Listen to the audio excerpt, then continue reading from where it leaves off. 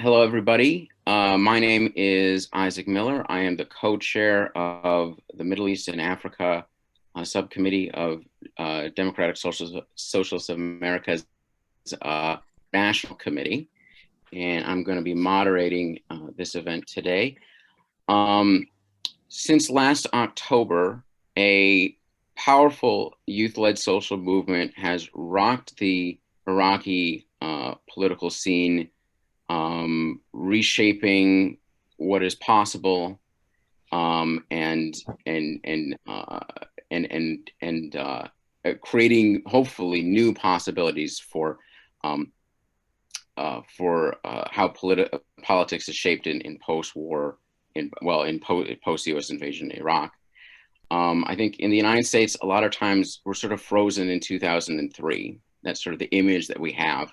But it's been 17 years, and Iraqis have fought and helped to, in many cases, reshape and create something new.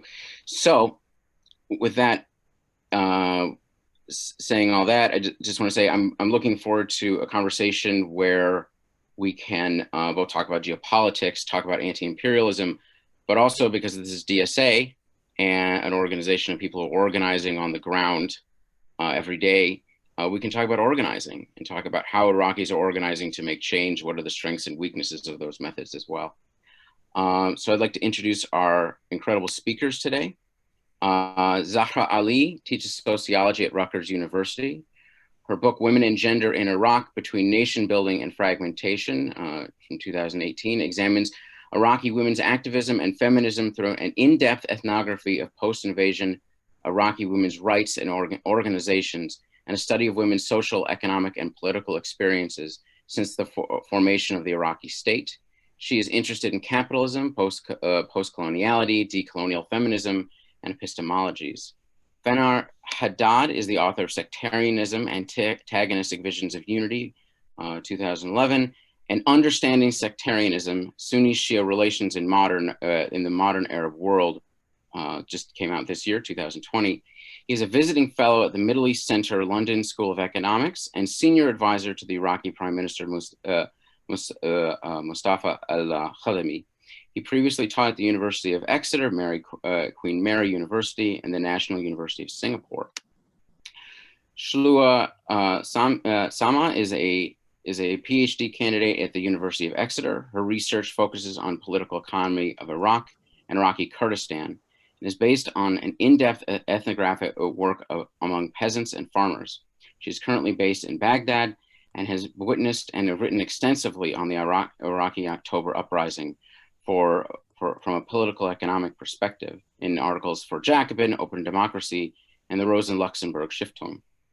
So without further ado, if our speakers want to have opening statements, I guess starting with Shua. Oh, you're muted. Somebody's got to do it on every call. Okay, can you hear me? Yes. Yeah. Okay. Well, thank you for having me, and yeah, I'm looking forward to this discussion with you all. So I think I would like to start just with the situation now. I mean, it's the anniversary of the October Uprising, and I wanted to give some impressions of the 1st of October, where I participated in the anniversary of the October Uprising with other activist groups, like, for example, Workers Against Sectarianism. Follow them if you like to know more. Yeah, and then share a bit from the conversations I had with activists.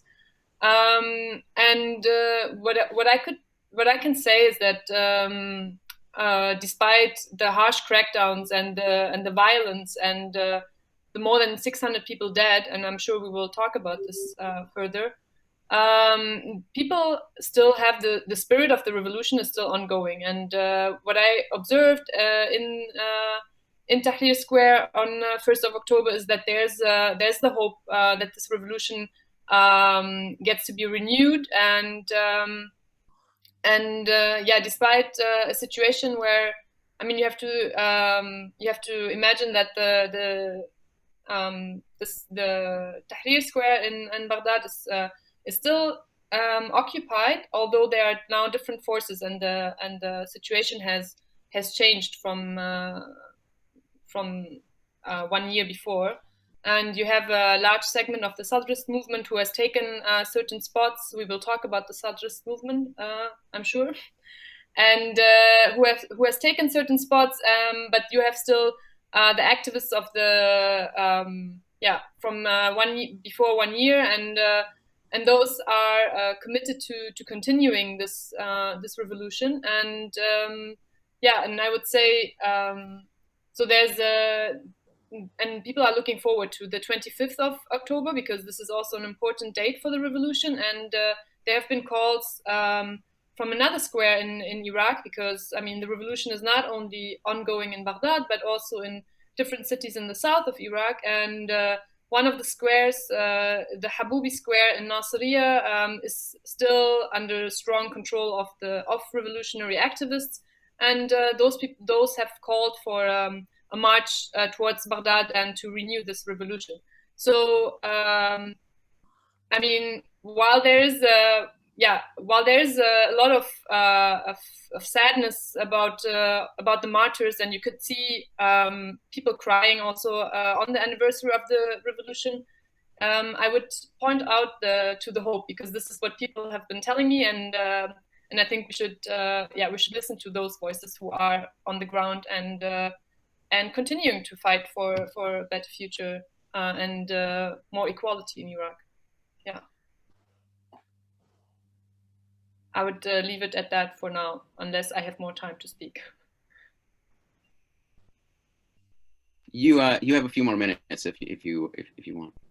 Okay, so and I would say that with the anniversary of the uprising, what I could also see is that people are also renewing their demand against any interference from outside. So they are actually arguing, defending on what they have been demanding throughout, that there shall be no interference from Iran, but also the US. So it's directed against both of these powers, and in that, I would say it's also an anti-imperialist movement to stand against any kind of interference, and asking for independent politicians to start to rule, because people know that the system is still largely controlled by different by these political powers. I mean, we can talk about geopolitical things later, but there's what we might hear in the headlines and in the news is still the US-Iran, let's call it US-Iran confrontations, and war is still ongoing. And this is largely taking place inside Iraq. I mean, there are several times attacks against from different militias inside Iraq against American targets, embassies.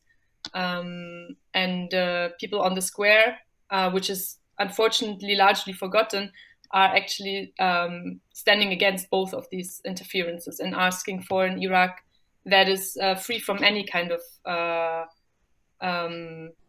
control. And by that, it's the control of, what's meant is the control of different kinds of resources influence from both sides. So, yeah. Thank you, Zahra.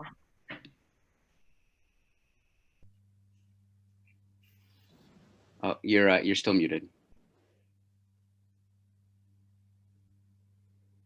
Yeah, you oh, sorry. Yeah, I have to. Yeah. So you have to unmute me. Yeah, I have to unmute. Yeah, it's okay. It's fine. So thank you so much. I mean, first of all, thank you, Danny, and thank you, Isaac, for inviting us. I'm so happy to be on this panel. I've never been on a panel actually with the great Fanar Haddad and the great Shluva. So I'm very happy, and I'm even more happy that both of you are in Baghdad, because it's so important that you are there and that you are witnessing what is going on firsthand. It's such an important moment, the 1 year of the revolution. Or the uprising.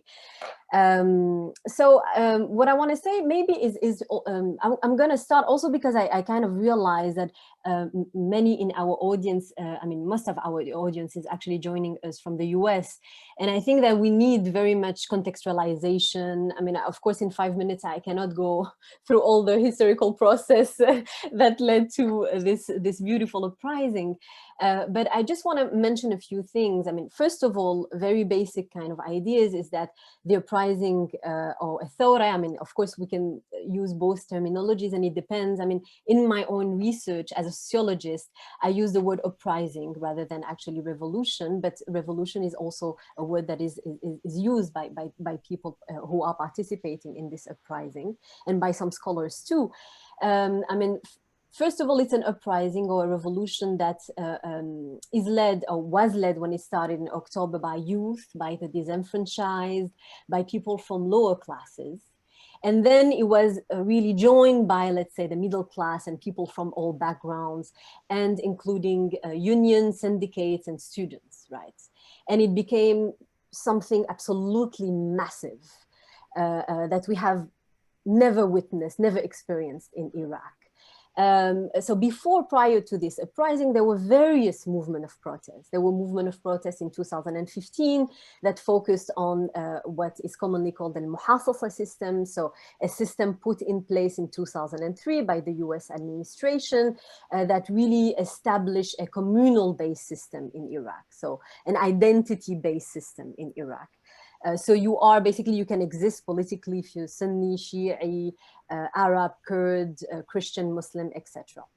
And so the protest in 2015 really focused on corruption, al-muhassasa, and then protests really moved towards, for example, in Basra in 2018, the province of Basra is very central actually in protest and protest politics. It's the province from which most of Iraq's oil resources are extracted, and it's a province lacking very basic infrastructures, water, electricity, unemployment, etc. And so in 2018, really in Basra, it's really from al-Basra that more radical kind of slogans such as "Kalla kalla lil ahzab," no to political parties, or "Nrid watan," we want a country, really started to emerge. And then, I mean, what I kind of say in my research is that really 2019 was an uprising or revolution, or like we say bil Iraq, ثورة شعب or ثورة مجتمع, right? So in a revolution of the people or of a society, a societal revolution, for me, what is really central is, of course, the participation of women, of young women, but also women of all ages. And so also a very important aspect, perhaps also that relates to other protests, even in the US, is that all the protests, 2011, 15, 18, 2019, were really kind of accelerated as a result of state or non-state violence, so state or militia violence, right? This is absolutely central to understand. It's also a response to armed violence, to the violence from the security services and violence from the militias. And so I think here it's very important to understand that maybe going also beyond the state versus non-state is also important in the Iraqi context. Because it's really against, let's say, the green zone regime, or I would even say that it's really a rise against the necropolitics, right? A rise against also herbicide, all related to a political economy of war and a political economy of resource extraction. So basically you have an elite, an establishment that is in and outside the state that kill anyone challenging its monopoly over the resources, right? And also in the context of Iraq, I think it's not even right to talk about, for example, I've heard a lot of people describing it as the rise against neoliberalism. Well, neoliberalism doesn't even work for Iraq. In Iraq, we have disaster capitalism, we have shock doctrine, we have the destruction of the state that started of course, in the 90s during the sanctions, right? And really was exacerbated in 2003. So you have privatization and you have collapse of infrastructures, of really basic state services, all happening with growing really militarization. And so, I mean, the ways in which I think the uprising can be seen is that the uprising and the different movement of protests throughout the years that led to this uprising, I think it really produced new spaces. At the discursive level, we have a production of, I mean, I really use the kind of Henri Lefebvre production of space. I think it's also putting capitalism at the center of the analysis, and it's also putting people at the center of analysis. You know, I'm a sociologist. I'm not into geopolitics. It's not something I really like. I really like to analyze a process at the level of the people who are experiencing it, right? And so I think really at the discursive level, we have of course, gender issues of identities that are very central, sexual politics or biopolitics that are very central. This notion of al-Madaniyya is really something that has been growing since a decade, I guess, in Iraq. And in al-Madaniyya also, that is a notion that is that is really put forward by protesters, that means really a refusal of sectarianism and identity politics, a sense of belonging. You also have the word al-Madina, which is the city, right? And it's really, I think, people are asking for the right to the city, the right to live in al-Madaniyya, the right to live a life where there is electricity, water, where there is a sense of it's also, I guess, al-Madaniyya is also related to what I would actually describe as a new social contract that is being negotiated and developed in the squares of protest, in Tahrir Square in Baghdad, in Sahat al-Haboubi, in Nasriya, in al-Basra, in Najaf, in Karbala. So I think that's really very important to look at it also as a societal uprising with the development of new codes of conduct. Through collective mobilization, right? Through people really meeting and organizing in the squares. The second kind of level where I think it's producing space, I think it's also at the material level, where you have in the squares people who are providing free services, free cultural services, free health services, really acting as substitute of a state that has collapsed, right? And I think also the third level, because I don't want to speak too long, but the third level is really kind of the production of an imaginary space. And when I say imaginary, what I mean is more of at the deeper level of let's say the cosmology of the society, where you really have, I mean, the uprising really moved from being let's say anti-establishment to its goal being to honor the martyrs of the protest, to honor al-shuhada of the protest. And this imaginary of al-shuhada, of the martyrs, really related to Thawrat al-Hussein, the revolution of al-Hussein, right? And very deep notions of justice and living in a society led by really deep notions of justice and equality, and honoring those who have sacrificed their life, right, for the sake of the revolution, is now absolutely very central for the protesters. So perhaps I'll stop here. It's just a few remarks, and then to get us started on having a discussion. And Fanar, I believe you are unmuted. Sorry about that before. Okay, well, first of all, thanks to the DSA for hosting us and organizing this meeting. So yeah, protests, of course, now it's the 1-year anniversary. We had the first anniversary on the 1st of October, and we're expecting massive mobilization on the 25th of October next week. Now, the protest that broke out in 2019 probably the largest social movement, the largest political protest in modern Iraqi history. And anyone who went to the protest squares would have noticed a cross-section of society, as the previous two speakers both pointed out. The protests had significant achievements since they broke out last year. They led to the downfall of a government. They led to the inauguration of a reform-minded government, the current one right now. They forced a discussion and a revision of the electoral law, although that's still a work in process. They forced early elections, which are now scheduled for June next year. And I think on another level, the protests successfully became part of the political consciousness of Iraq. They're part of the political landscape, whether for or against. It's not something that you can just ignore. Now, since last year, of course, the protests never really went away. But due to a combination of things, from repression to, of course, COVID, fatigue in some cases, today the protests, if I'm being honest, are a shadow of their former self compared to what was seen last year. But nevertheless, the fact that they've persisted for a year, and as I said, we are expecting a mass mobilization on the 25th, I think is testament to the admirable resilience of the protesters and of the protest movement. Somewhat less noticed, however, or less commented upon, is that the events of the last year have also revealed the resilience of the political system as well.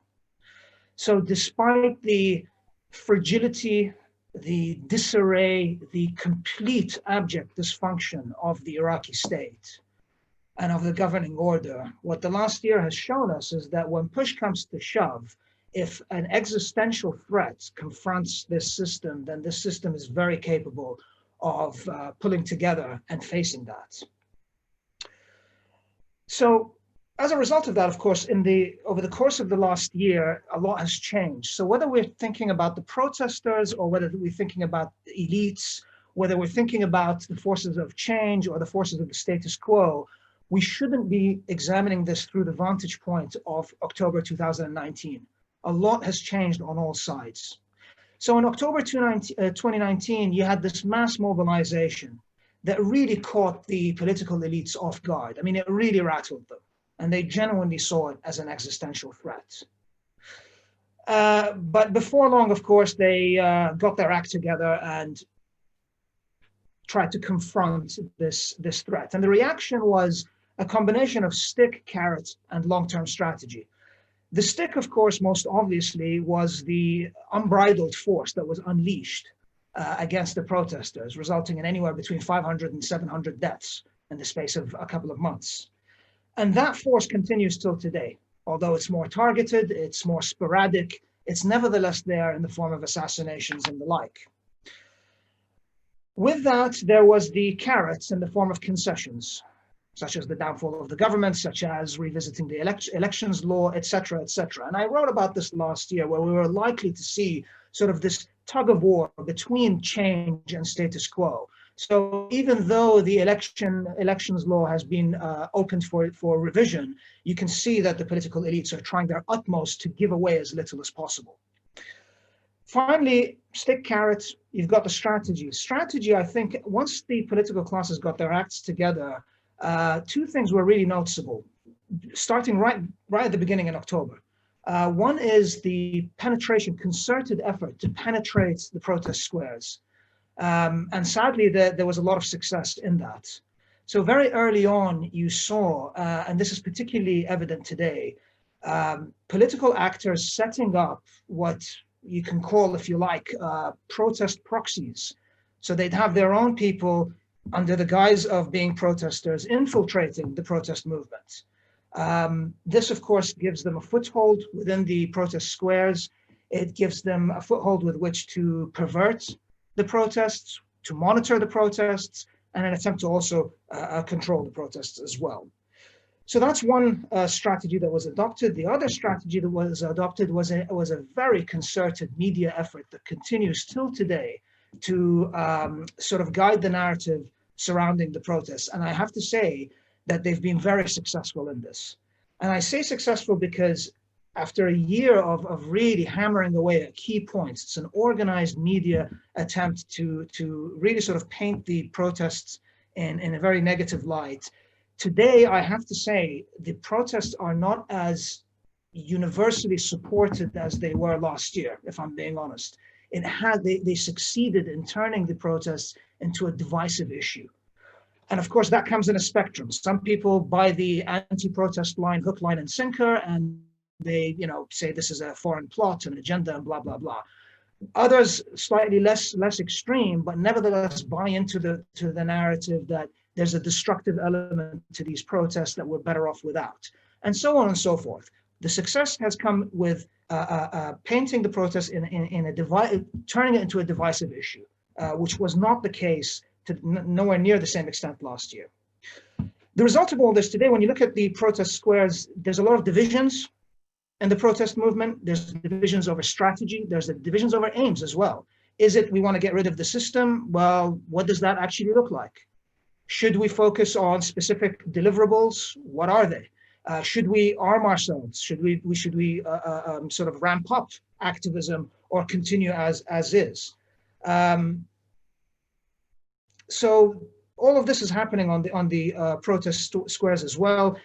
On the 25th, I'll wrap up here. On the 25th, we're expecting mass mobilization. Difficult to tell how things will pan out. I don't think we'll see the mass violence, the mass murders that we saw last year for a variety of reasons that I'm happy to get into. I do think there will be violence. I do expect there will be assassinations and the like, partly to terrorize the protesters, but partly also to discredit this government. Because this government was inaugurated in the name of sort of trying to appease the protesters or trying to satisfy their demands and deliver a new Iraq. So there will be an effort to discredit this government by engineering, let's say. I mean, one of the scenarios that I'm particularly concerned about is through that penetration I mentioned earlier, they'll have a foothold with which to engineer a clash. That's the simplest scenario that I can think of. Engineer a clash whereby security forces again kill a number of protesters, repeating the scenario of 2019, albeit on a smaller scale, with which to terrorize the protesters and also discredit this government.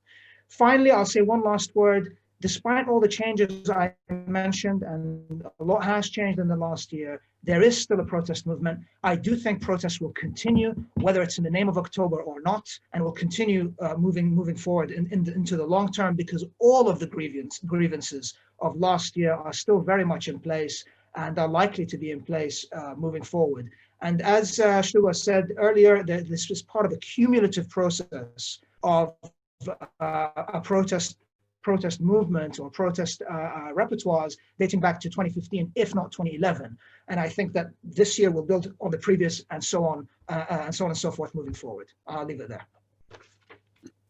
Thank you so much. So I think I wanted to start with a question, starting with Fanar, but anyone can comment on it. So I wanted to start with sort of a big picture question and then move in more to the concrete. And actually before that, we will be having a Q&A at the end. And if anybody has any questions, please send them in the chat to Danny Postel. So just there's a scroll down menu and just click his name and he'll be running those questions. But I guess my first question would be sort of understand what the protests were against.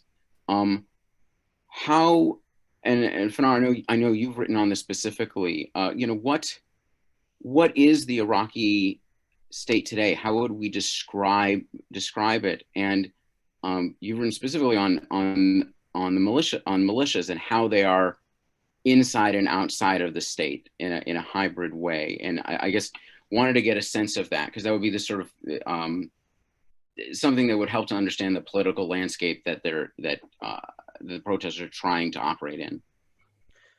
Okay, well, I mean, the protest, put very simply, I think the protest emerged as a rejection of the political system and all that's associated with it, including foreign interference, primarily Iran, but also the United States.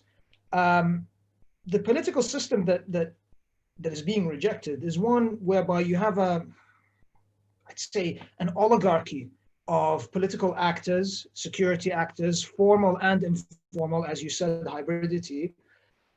You've got an oligarchy of these ruling political actors who have essentially seized the state and have been pilfering it for the last 17 years and have delivered very little to the people. So what you have in place today is a situation whereby Iraq is divided between that oligarchy that I mentioned and those who have connections to it on the one hand, and the vast majority of Iraqis on the other. And the latter get very little from the former. So there's real bread and butter issues here in the form of unemployment, in the form of lack of security, lack of services, lack of everything, the corruption that's rotting away at the heart of Iraqi governance, such as it is. So there's real anger and people are just simply fed up. So that's what they came out against. To build, and the slogan, the most famous slogan of the protest repertoires was "Nrid Watan." We want a country, we want a homeland, something that we feel a part of, something that represents us, something that can give us a future. In terms of what the Iraqi state is today, I mean, I've written about this in the past, and I've described it as a state whereby there really is no sort of center of power. Rather, what you have is a collection of power, centers of power that collude together. These parties are not so much in competition as in collusion. The idea that Iraqi politics are divided between sects and religions and ethnicities, and they compete with each other, I think is rather simplistic. Far more accurate, in my opinion, is imagining it as a state whereby these elites collude together to help their clients, to help their bases, their patronage networks, and the like.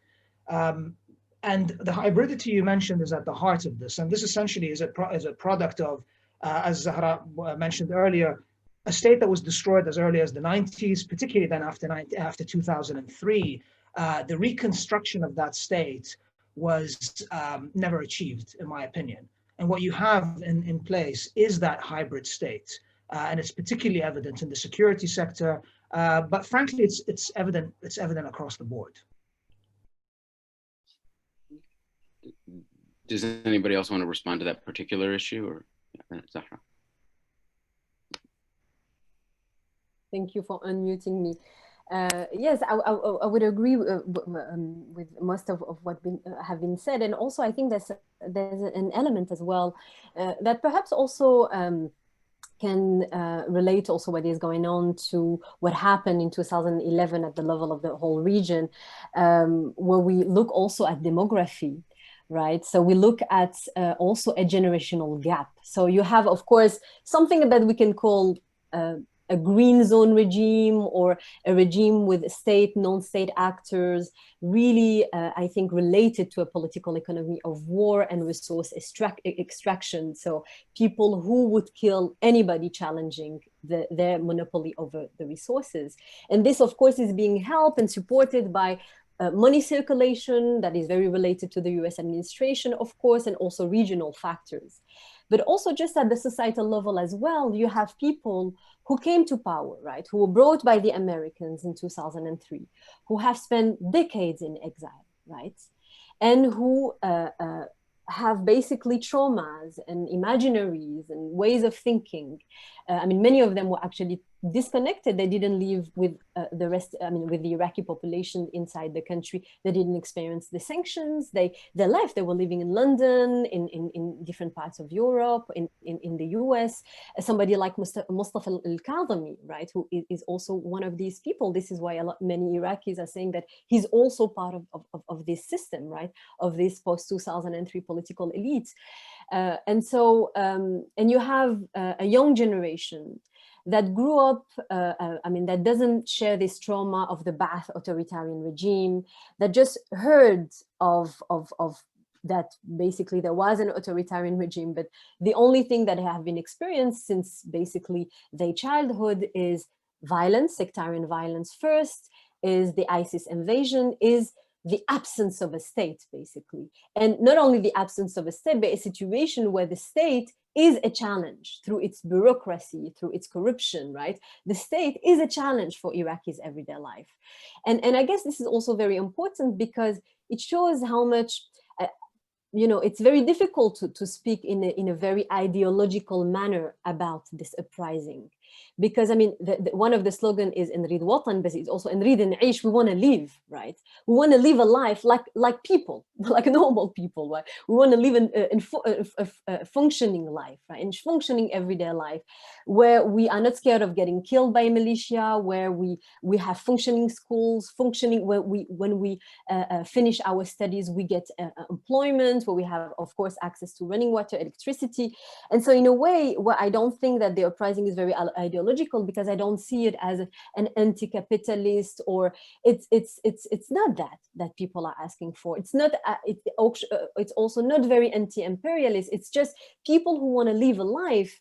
And I think Fanar is right in actually pointing out the fact that protesters are also very divided. You have, you know, very radical protesters who want to get rid of the status quo, and you have people who also want reform and who are in dialogue with this new government of Mustafa al-Kadhimi. And I think this is very important, because especially because we are, I know that many of you are watching us from the US. I think it's important to relate the protest movement that are happening, you know, from Lebanon, even from the US, from Chile, but it's also important to put it in its own context. And I think that the state collapse is really at the center of the Iraqi uprising and of protests in Iraq. And I'm very worried, actually, when it comes to political violence, because it's absolutely unending. There's not a week where we don't hear about a protester or a journalist or a writer or someone who is not even that radical, let's say, right? Who is just a person doing things, right? Doing interesting things in the sphere of literature, in the field of human rights, for example, that is threatened, kidnapped, or killed. And I think this is basically, I mean, again, I mean, I guess it shows, like Fanar said, really the resilience of the regime, because the regime has really the monopoly of weapons. Weapons have circulated in Iraq. It's a hyper-militarized regime, right? From the security forces to the militias, right? And of course, the so-called war on terror and the post-2014, so the context following the ISIS invasion has even more exacerbated this hyper-militarization of this very resilient regime that continues, you know, to threaten protesters and kill them.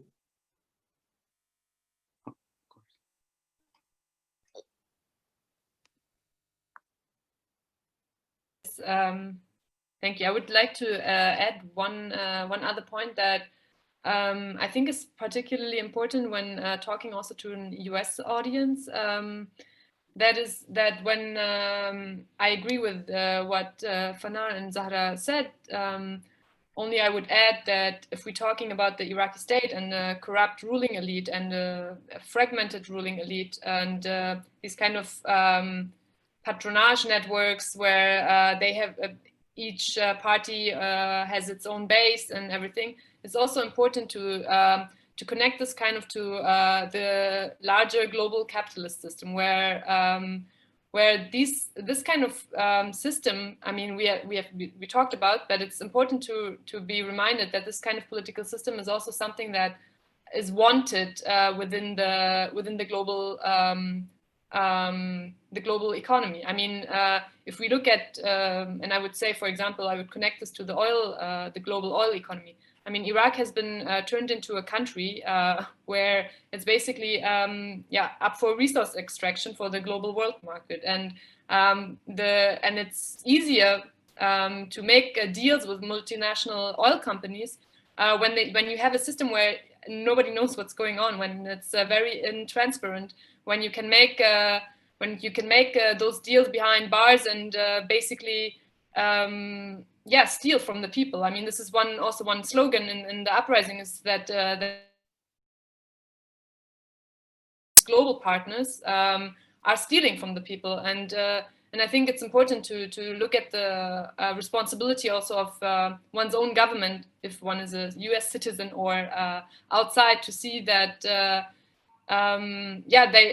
they have vested interest in this kind of system and keeping this kind of system alive. And I mean, there are recommendations of like, oh, how could the US or how could whoever change its politics to create a more stable Iraq or whatever. But I think, I mean, from my perspective, it's kind of futile, because it's part of a capitalist system that reproduces itself and that wants the system to stay intact. So when Iraqis are protesting against their ruling elite, they're also protesting against this kind of political economy that has been put in place, and that serves oil companies, that serves all these. I mean, one point maybe to make it clear: Iraq's the state's income is 99% made from oil income. So basically,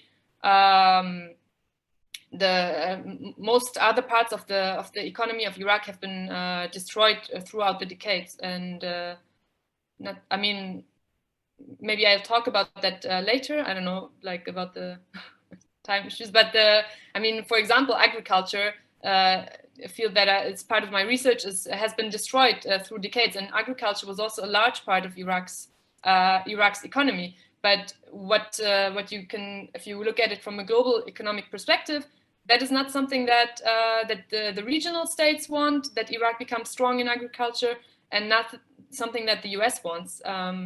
But yeah, do I have time to go into? I was actually literally just about to ask you to sort of paint a picture of the current political economy and how that's shaping protest. So go for it. Okay. Yeah. Thank you. I mean. I would say, like, to make it to simplify a little bit. I mean, one of the things that you can see in the uprising was also, I mean, and not so much now, but it's still continuing, was a boycott, for example, of food products. So and then this is, I think, very much connected to the economy of Iraq. So I mean, it's not only since 2003, the US invasion, that agriculture is in collapse, but for example, if you go to the sanctions time, is particularly a period where the economy is basically collapsing. And because I'm an anthropologist, to give you a picture, is that, for example, this country has been made dependent. And if you talk to a farmer, they would tell you, like, well, we had rich varieties of rice from the north to the south, and we were harvesting and cultivating this, and we're like being active members of this economy and shaping it through their work. And what happens in the sanctions period, 10 years of international US-led sanctions implemented by the UN, is that the family tells you, well, then they come and bring you a sack of rice and tell you, well, this is imported rice now, and whatever you have been doing is superfluous now. Nobody cares anymore of what people have been producing, for example, in this sector, because it's not important to the larger political global economy. And I mean, I think, just by saying it, you kind of understand what it meant if you called it oil for food program. I mean, there you see that, we bring you food from outside, what we have produced, and actually the surrounding states hugely profited from importing their products into Iraq. So you get oil out, and then you get food in, and this kind of system has been part of the reality until now.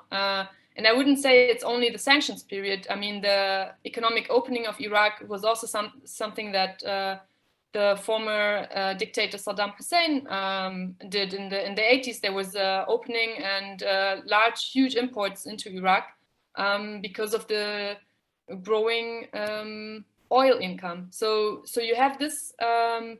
So you have the 80s period where Saddam is importing. You have the sanctions time, which makes the country hugely dependent and builds the kind of structures of clientelistic networks that are basically in place now. And then you have the 2003 invasion, where you have a massive privatization. And I always use the example in 2003 of what happened with seeds, for example.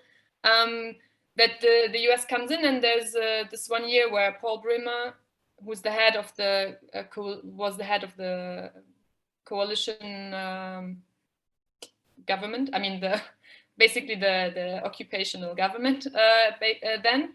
And he has these famous 100 orders, and one of the orders concerns intellectual property rights. So this basically denies farmers who have a huge variety of indigenous seeds that they have been circulating for hundreds of years, thousands, and now this is not allowed anymore. And what happens is that you have to import now genetically modified seeds from this company, Monsanto, which we might be aware of because it's, I mean, famous globally for its kind of politics.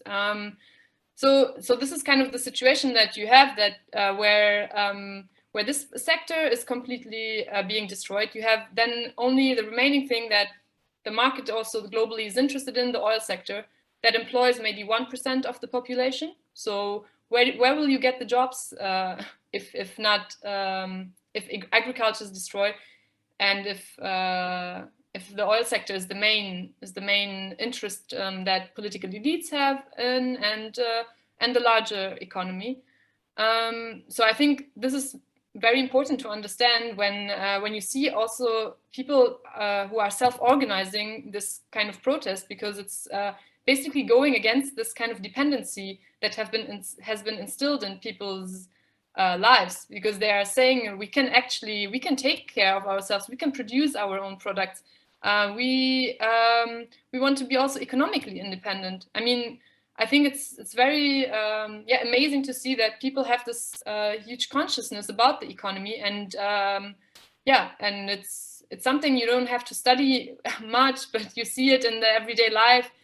You buy your milk either from Saudi Arabia or from Kuwait. I mean, this is something that's part of everyday life, and people see it, and they feel it, and they know that especially farmers, they know they could produce, but it's not wanted, and so I think it's important to look at this background when you look at the protests today of people actively trying to shape their economy. Thank you. Do either of you want to just respond or add to that at all, or?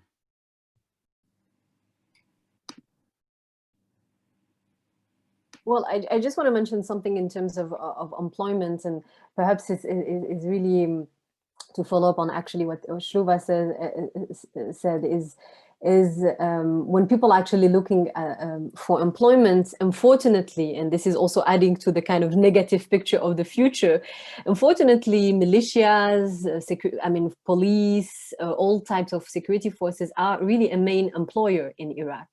So there's also kind of a more a structural issue here when we also look at violence and at repression, is that it is an important employer. It is a way for young people to get a basic resource, a basic salary, despite the corruption and despite everything. So this is also something that I guess it is important to look at when we look at violence.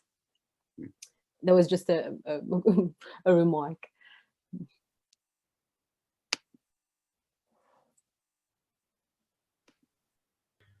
Just a quick comment on the role of global capitalism in this. I think it's an important point Stuart mentioned, but I'd add one thing to that. Like everything else in Iraq, capitalism, global capital, the capitalist system here is heavily distorted. And I think one of the reasons it's so distorted is the lack of a sovereign state. I mean, Iraq's sovereignty is severely compromised. As a result, I would hesitate to just leave it at, the role of global capitalism is doing this to Iraq. You've got regional states who are able, through their Iraqi proxies, who are able to distort the way that capitalism is working here and the way that market forces work in Iraq by, for example, quite purposefully paralyzing Iraqi industry and agriculture as well, by design, preventing Iraqi industries and Iraqi domestic production. this is as much a function of a lack of sovereignty as it is of global capitalism per se. I would just add that point. Well, that actually leads me to another question I wanted to ask about, which is, one more sort of big question before we start getting into sort of macro or micro politics of protest. Well, there's always going to be more macro questions, but it seems to be that there are two main powers. Obviously, there's a lot of different regional players. In the north, it'll be more Turkey and so forth.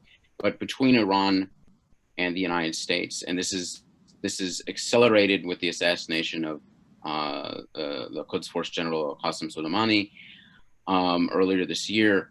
And I guess I want to ask, what are the forms of influence that these two powers play shaping the Iraqi political system, and how do they differ? Because they seem to have a very different set of toolkits to get what they want. Just to open that up to any of you.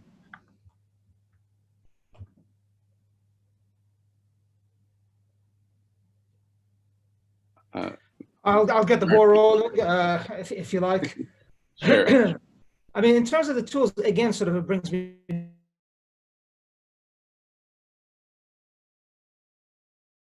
The United States has economic leverage over Iraq. Am I still here? Am I still with you? Yeah, you're here. I mean, the United States has such strong economic leverage over Iraq, it could literally suffocate Iraq overnight. Iraq depends on the United States for its dollar, for its hard currency, through a bizarre system whereby Iraqi hard currency, or a significant part of it, comes through an account held at the Federal Reserve. It's a bizarre system whereby hard currency is shipped over to Iraq periodically. That can be turned off. That's a possible potential source of leverage.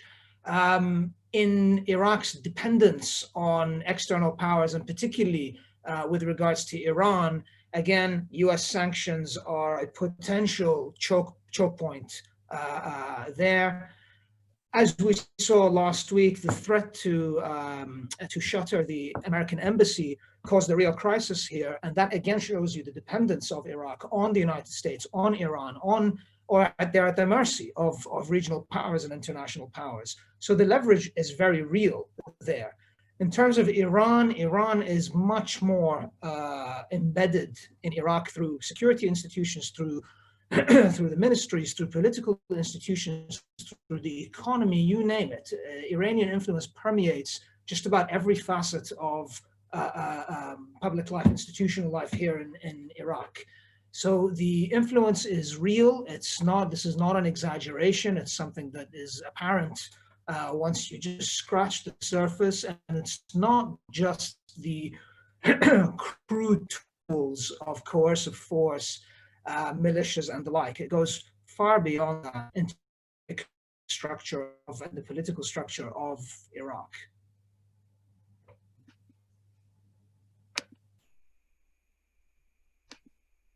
Thank you for unmuting me. Yes, and actually, when it comes to Iran, I mean, the reason why, of course, when I was actually in Baghdad when the strike happened, and I was in Tahrir Square witnessing how actually the U.S. strikes really impacted the protest movement. But more, I mean, more generally, I think what we heard mostly, for example, especially in the south, in a city like Al-Basra, we heard a lot during this uprising, Iran barra barra, so anti-Iran protest, because Iran is felt through the security forces and the militias, right? So it's felt as the main power kind of leading militias and security forces to kill protesters. However, when the strike actually happened, protesters also kind of emphasized the fact that they refuse any kind of interferences, la America, la Iran, not America and not Iran, but kind of at the everyday life level, the presence presence of Iran is way more felt in the everyday life in Iran than the US. And you know, when you also look at kind of the transnational Shia culture in the south of the country, and I mean that is also, I think, an important aspect that is very much rejected and present in the protests and in the slogans, and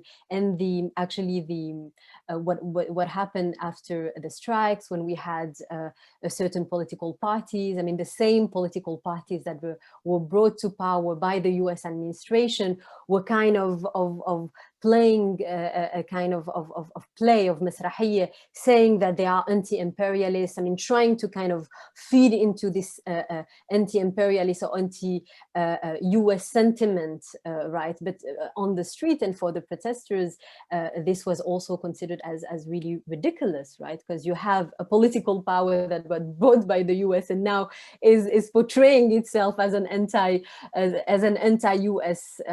power, and it was actually perceived by people as a kind of pro-Iran type of politics and of demonstration of power.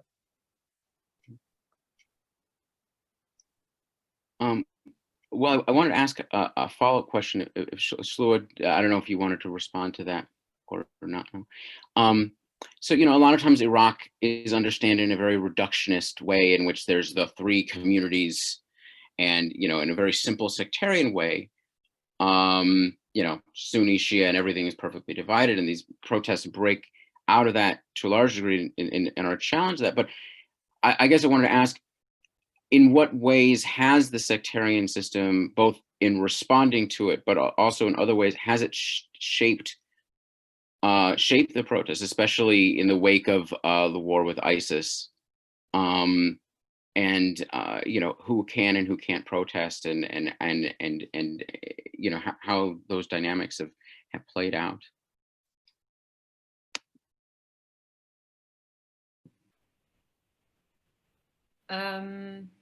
Okay, I mean, I would start with, for example, saying that when I was in Tahrir, last year when the revolution started, what I found interesting was that in terms of which, let's say, who can participate. Of course, you have the area in the north, areas in Mosul that could not participate in this.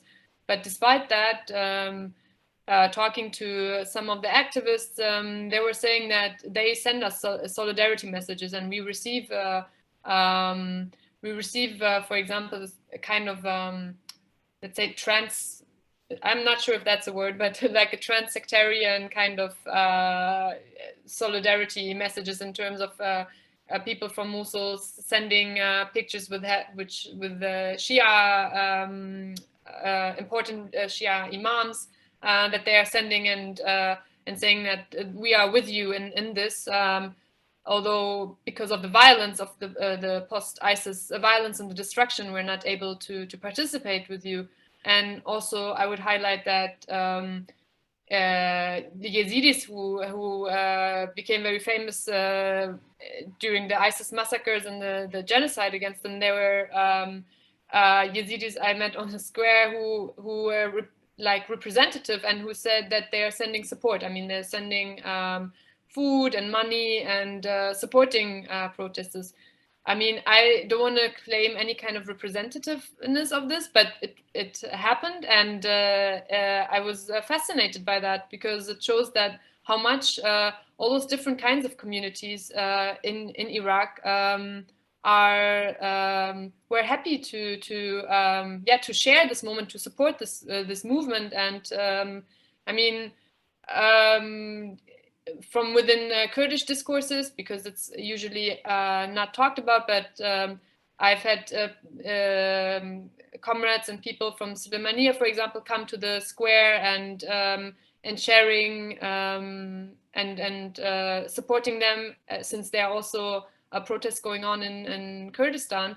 So there was a show of solidarity between different kinds of sects, and I would say it was also very visible in the square, in the kind of music that would be played, in the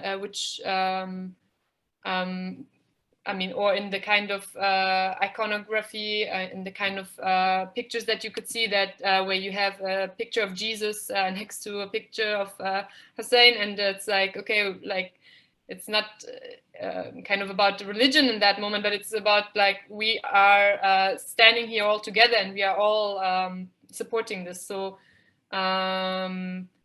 yeah, I would say that even those people, those who could not really participate, showed their support for this movement in different ways, and it was very much visible to me, at least when being on the square. Yeah. Did either of you want to? Yeah. Thank you for unmuting me. Yes, I think that's also important to mention, is that, I mean, this uprising is mainly happening in Baghdad, in the southern regions of Iraq, but like Shlua said very rightly, there's been expression of solidarity. In 2015, actually, many kind of scholars started to use the term, the rise of, I mean, from basically identity politics to issue politics, also because you have, basically you have in the central government, mostly Shia political elite, and you have a Shia south that is lacking any infrastructures and services, right? So there was really, I mean, the very basic reason why actually sectarianism or identity politics are not central, because what is happening in the center of Iraq and in the south at the moment is actually involving a predominantly Shia population against a predominantly Shia power. And I mean, when it comes to Kurdistan, it's important to understand, just to provide some context to the audience, that actually Iraqi Kurdistan, or the regions of the regional Kurdistan governorate has been independent from Iraq since the 90s, right? And has evolved kind of independent, autonomously. I mean, it's not totally independent, of course, in terms of the resources. However, there's a government, you know, I mean, ministry that is independent from the central government. And so, I mean, the realities of Iraqi Kurdistan are not always entirely related, but there's, of course, conflict and clashes with the central government, and related to kind of the other part of Iraq, the eastern part, the northern parts. It's important to mention that the so-called war on terror, right, has really managed to stigmatize the predominantly Sunni regions of Iraq. So if you live in El Anbar, for example, or if you are displaced from the war against ISIS in El Mosul, I mean, the conditions of life there are obviously very difficult, but you also really are in risk of being accused of being a terrorist or pro-ISIS supporter when you demonstrate against the central government. Right, and I think this is kind of I mean, it's really a dimension where sectarianism is still very much present, right? If you are in these areas, I mean, in 2012 and 2013, there was a massive protest movement in El Anbar, and it was under El Maliki's government, and there were attempts at the time to kind of build a connection between civil society activists and the protest movement in Baghdad and other parts of Iraq, with this protest movement that was in El Anbar. And I guess it was also the case in 2011 with the protest of Midani Azadi in Kurdistan, right, where there was kind of an attempt from protesters and civil society activists to build kind of bridges between these protest movements. However, for example, when it comes to El Anbar movement, it was repressed in blood by the Maliki regime that really used exhaustively this kind of sectarian narrative, right, really describing this protest movement as a Sunni, as a anti-Shia kind of protest. So in this way, I think that sectarianism is still working, and this is among many other reasons, the main reasons why the uprising is happening mainly in the center of the country and in the south. Pinar, we're gonna. I have to admit, I mean, here's another distorted part of Iraq is the bad internet connection, but I missed a lot of that because it kept cutting up. But I kind of got the sense you're asking why there's no protests in Sunni areas. Was that the question? I mean, in a broader sense, I was sort of hinting at that, I think, but I was wondering also just ways, you know, even at a micro level, the ways that sort of sectarianism affects the protests, and how people are protesting and what they're protesting against. In my opinion, here you have really a major generational shift, which both Shua and Zahra pointed to earlier. You've got, I mean, the vast majority of Iraqis, something like 60% are under the age of 40. They haven't, or even under the age of 35. So I think it was Shua who said the traumas of the Ba'ath period and what have you are a dead letter. The idea of sectarian competition, and let's take the Shia areas in particular, the idea of Shia rule, once upon a time was a dream that needed to be realized for a certain segment of Shias. I'm talking before 2003. After 2003, it became something that needs to be defended. Today, this is a dead letter. Most Iraqis have known no other reality than Shia rule, and it's been a very bitter one that has delivered absolutely nothing, neither to Shias or anyone else. So the idea of this being sort of a Shia protest, it's not. I mean, this is a protest of people who happen to be Shia rather than a Shia protest. And what I found to be interesting was how Shia motifs, Shia symbolism featured quite heavily in protest repertoires. And it's the same symbols that were used in 10 years ago to set up this order, what I call a Shia-centric order. The same symbols that were used to sort of set up a system in the name of the Shia is now being used by these protesters against the same system.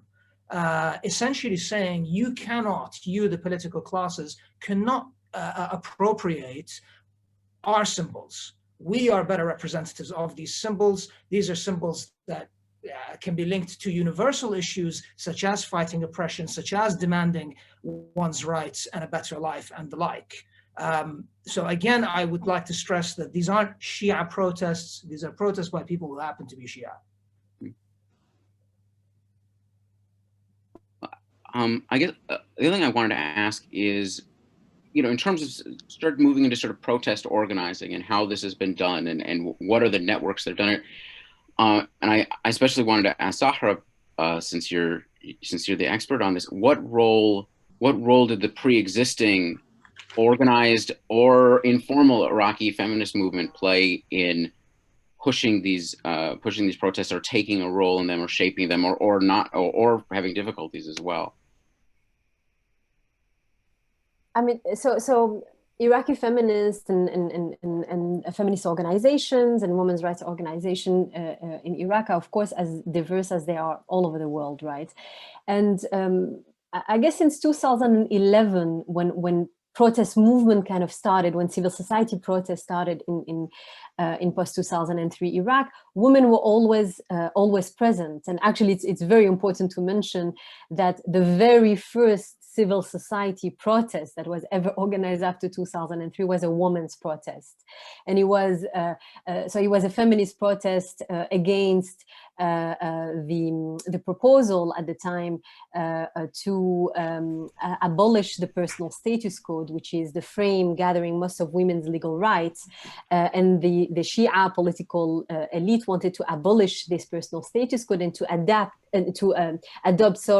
a sectarian-based personal status code, right? To sectarianize the personal status code, the ways the political system has been sectarianized, right? So the very first protest organized was a women's protest, saying that we have to preserve this personal status code that is not perfect, that is still patriarchal, but that at least kind of protect very basic women's rights, such as, for example, setting as 18 years old the minimum legal age of marriage, such as not allowing marriage outside of the civil courts, etc. So I mean, women's activists, feminist activists have always been very present in civil society activism, in acting as substitute of really the lacking or the absence of state institutions, and have really mushroomed all over the country. But also I think that with the rise of the protest movement, it's very interesting because what I really see is that because there has been also a form of NGOization of women's rights activism, that is also happening throughout the region, you also have a situation where you have established activists and established organizations that are kind of pushed outside of their comfort zone with the protest, because it's not talking about women's rights only through kind of the legal terminology of really like talking about the CEDAW, talking about women's rights, gender mainstreaming. That is really the vocabulary used by many NGOs, on which of course women's activists, women's organizations rely on. And so I feel that actually what we have since the protest movement, and even more in 2019, is that actually feminists couldn't, really followed, organized and established feminist organization really kind of followed the protest that was led by mainly, let's say, ordinary young women, right, that are kind of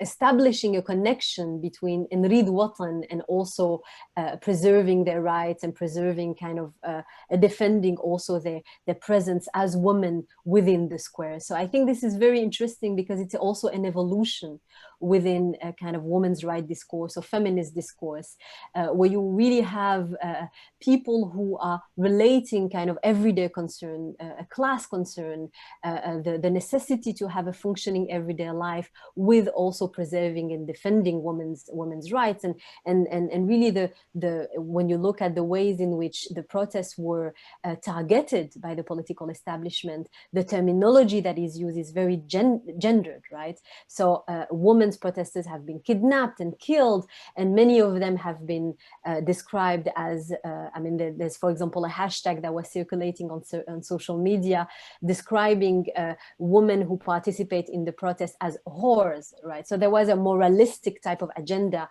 describing this protest as morally corrupt, right? And as a response, actually, women in the squares, became more and more present and answered saying that women of the uprising are revolutionaries, they are not whores.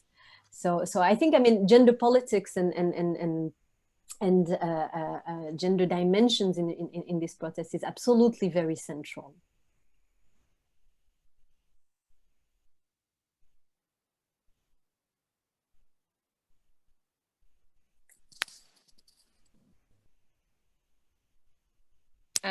Yes, I'm unmuted. Okay. Yeah, I would. That really interesting and fascinating, Zahra. And I wanted to add that when I was on the square in the uprising, I was talking to one of the feminist activists, and what she said was that really, as Zahra said, there have been different kinds of protest movements before the October uprising. That most of these uprising, while women participated, were still very male dominated, and we're still having this kind of respect and for religious authorities and figures, and this kind of sanctity of these figures, not to go against them. And she was like, this October uprising is huge for the women of Iraq, because it is, we are not participating kind of separately or something. We are enmeshed in it. We are part of it. We are making up, so much of it. And you can really feel this on the square there. In the past, that there was such a warm atmosphere where everywhere there were like no harassment posters and everything. And most of the women I spoke to, and including myself, felt like this was really something which really, it's not like including them, but it's like they're constituting this movement kind of. So I wanted to add this as like some of the voices that I heard from women on the square. Yeah. Or did you want to add anything there? Or? Yeah. I guess this is just a good segue to ask about sort of, and I think you've all sort of hinted at this. So what is the culture created within the squares and within the places of protest? What's unique about it? I mean, I think you mentioned the slogans, but maybe we can unpack them a little more. And how is that filtered into the rest of the society, and what are the limits of that? I mean, we've sort of talked about the counter from the elites and how successful it's been, but are there ways in which these things have seeped around, or what are the limits to how far this sort of revolutionary sort of it seems like a, I don't want to say ad hoc, but an ideology, sort of a revolutionary ideology has seeped out or been successful. Shall I start? Or? If you want to. Yeah, I would say, I mean, in terms of the kind of culture on the square is also kind of part of the organizing of people. I mean, what I really, I mean, it would be nice if we could take you all on a tour on the square back in 2019. But it's very, I mean, I personally find it very amazing to see how people had created different kinds of committees, and like you have like a committee for security, and a committee for, I mean, cleaning, and committee for, I mean, for different kinds of things. And I think this was what for me kind of makes up the kind of political culture on the square, because it's people from different backgrounds. You have like let's visualize it. You have these tents, and you have dozens of tents, and you have students in one tent, you have doctors in one tent, you have a tribe in one tent, you have from a different region people in one tent, and it's kind of like, this is how it's organized, because usually it's portrayed as like a leaderless movement. But I think in terms of what Iraq could be, or what the process is, I would actually see it in the processes that were ongoing on the square when the revolution was very powerful in 2019. I mean, that was kind of what they might have wanted for Iraq in terms of deciding and making decisions themselves about cooking together. I mean, you would see some people cooking together. You would see some of the art college students of cinema. They had created like this cinema of the revolution, where you would have, I don't know how many people in that tent watching revolutionary movies, discussing that. And I think in terms of this kind of question, what culture or ideology was there, it's not only the ideology of being against political parties, but also being very I mean, without maybe calling it, I don't know, democratic or something, but people were doing that. We're doing democracy. We're doing what they wanted for their homeland. I mean, one of the persons I remember was saying, like, we had this vision, we want to go to Europe, and there's no hope here, but we are creating Europe, because, I mean, Europe is kind of in the imaginary, like the nice place where everything is fine, and rule of law is implemented. And this was something that they were creating on the different kinds of squares and all over, I mean, southern Iraq also. And I think it's very important to point to this kind of culture, and to create a different, to create also a different kind of culture, including, for example, the Mesopotamian heritage, Assyrian heritage. You could see that, I mean, through that famous tunnel, you could see this is the expression of culture in Iraq, and what people might create in countering sectarianist culture and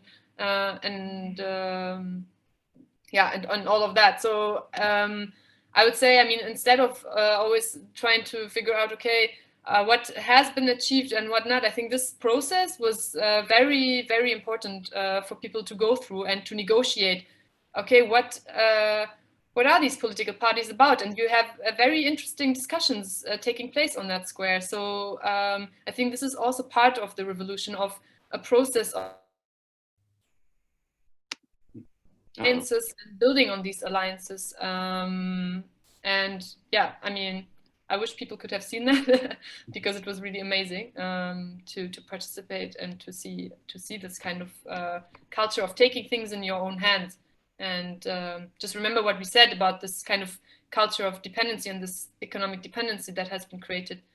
Then it's even more powerful to see that people had cleaned, had provided internet, had done electricity, and they were saying, well, this government has been here for like, I don't know how many, 15 years or what, and we have done all of this in like a few weeks, and we are capable of doing things. And yeah, this kind of process and the confidence that people reach through that, and all these young women and men who might not have this political education or whatever, or being followers of political parties, they gained this kind of awareness through their own revolutionary experience. And yeah, that was really powerful, and I think it's lasting until this day. I mean, you can't take away this memory of it, and this memory is something that is, I mean, maybe I don't know, I can't see into the future, but something that is going to be a memory for years to come,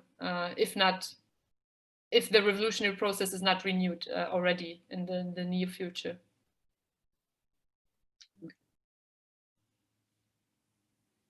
Did either of you want to respond to that question as well, or? Right. Yeah, I mean, thank you. I would agree so much with Shlua, and she was so lucky to be there, actually. And I remember, Shlua, you published a paper with another colleague of yours, and I think you use this sentence, it's a society in the making. And I think that's really, really what happened, right? And I think, I mean, it's something, of course, that happened in collective organizing everywhere, right? There's, in a way, nothing specific when we see that when people organize in Occupy Wall Street, and when people organize, and I would say even ordinary people organize, right? People who are not necessarily established activists and kind of occupy a space and live together. There's really something that is being created, a vivre ensemble, new values, codes of conduct, etc.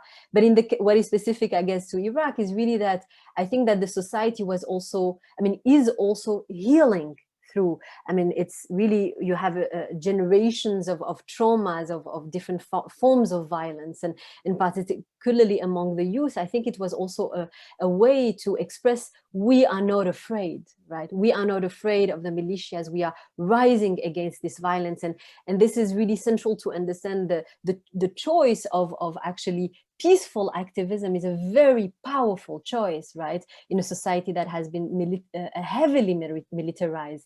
And in Tahrir Square, actually, I met with many young men who actually went and joined Al-Hashd al-Sha'bi, so the paramilitary forces that was formed after the ISIS invasion that was supposed to, went to war against ISIS in the north of the country. And many of them actually saw, I mean, their experience of actually participating to Al-Hashd al-Sha'bi, they saw basically that even Al-Hashd is not perfect, and they basically saw that, I mean, the corruption was happening and you know, all over on both sides, and that violence was happening.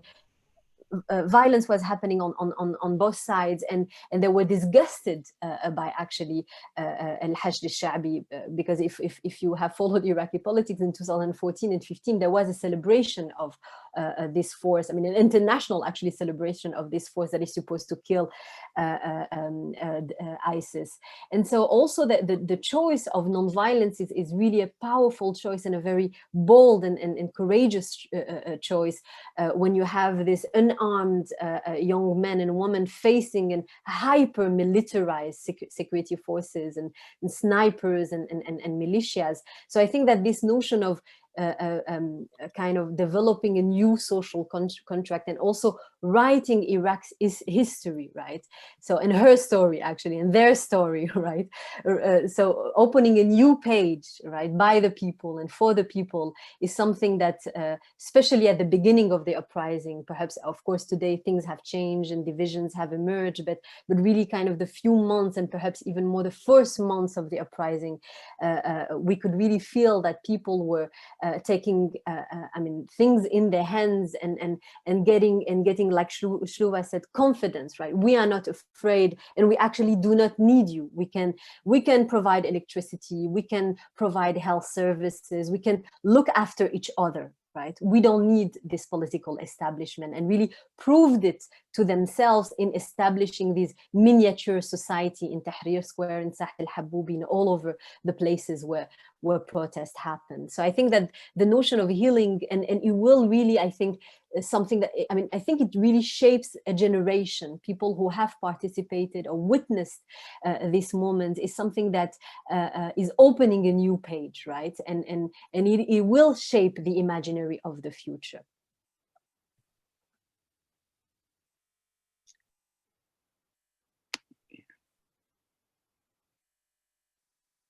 I fully agree with everything that was just said. I just want to point something out, though. It's very easy to celebrate those months in 2019 because they really were remarkable. I mean, anyone who went to the square, it was a carnival of political expression, of thought, of you know, solidarity, you name it. But there's a couple of things I want to mention. You know, celebrating that event is one thing. As I said, it's easy to do because it really was remarkable. But moving forward, I think it's important to think about what went wrong. What were the weak points there? How do you turn that into political results? You know, it needs to go beyond just a political carnival, and you need political results. This movement deserved political results. It still deserves political results. There were some issues even back then. So, for example, yes, you had all these committees that set up all kinds of services and what have you, but in many ways, these were dependent upon the goodwill of the Sadrists. Security in Tahrir Square was maintained by the Sadrists. This is always the elephant in the room when discussing October 2019. And as soon as they pulled the rug, pulled that cover in January or February, I think it was, or January of this year, they turned on the protesters, and the protesters didn't stand a chance. So how to address that moving forward? How to formulate an achievable, realistic political program that one can present to the political classes. In October, you had a list of demands that, you know, that formed, including early elections, including that the government stepped down, including a demand for accountability for the lives that were lost. Today, that's a bit less clear. The demand for overhauling the system, as appealing as it is, can actually be counterproductive in the sense that, what does overhauling the system look like? How do you overhaul an entire system? So I do think there were a few Achilles heels in 2019, and the hope is that in 2020, as happened in previous years, sort of building on the experience of 2019, that there will be sort of a learning from the mistakes of 2019, and building on that to present a more viable political voice that goes beyond. As I said, we need to go beyond just celebrating it, and actually thinking of strategies for success. Does anybody want to respond to that particular point, or? Yeah. Yes, I mean, I think, of course, you're absolutely right, and there are so many discussions, right, among protesters around the alternatives, and there is also a huge, I mean, part of actually the people who compose the protests, who are more into reform, more into reforming the political system from the inside, or in opening dialogue directly with kind of the new government. But I guess also as a sociologist, I also see it really, I think we need to take a kind of a long perspective here, or in the sense that I think it's what is happening in Iraq is the beginning of a new process, right? That is gonna, I mean, if we think for, I guess a relevant example, despite all the differences, is the Commune of Paris, right? And how it has shaped so much of the political imaginary of the left, for example, and also of I mean, the political culture in France. And what I'm saying is not to idealize, but is to say that it is in the same way, actually, for example, the 91 Intifada, of course, was against the Ba'ath regime. Of course, this Intifada, this uprising, was repressed in blood. However, the very existence of this Intifada shaped imaginary, I mean, the political imaginary in Iraq. It was important, even though it failed, it was important that it happened. It was very central, right? And I think that in the same way, I think it's in this way that I look at this uprising as really writing a new page, as a society really healing from trauma and writing its own history. And of course, it's going to take decades. It might actually take a generation. However, it did happen. And this is very central. And really at the societal level, this is why I think it's more of a societal uprising than a political one, because of course at the political level we are having the organization of new election and a new government, etc. But this is very superficial. What is very, very central, and I also think about it because I'm looking at gender norms and at gender relations and at issues of religious norms and societal norms. These are the things that are very central and that impact and shape the political level, but that take a very long time, that it's a more deeper and longer process. So when we see people in their everyday life refusing corruption, when you see people in their everyday life refusing forms of kind of authority from, I don't know, I remember this image that really struck me of this young in a school. I think he was in a primary school where we had young girls who were kind of rising against the headmaster of the school that was telling them that it's shameful that they go protest. I mean, this example was really, I mean, it has been broadcasted over and over and over in Iraq, but this kind of rise against authority and claim of new codes of conduct and of values, right?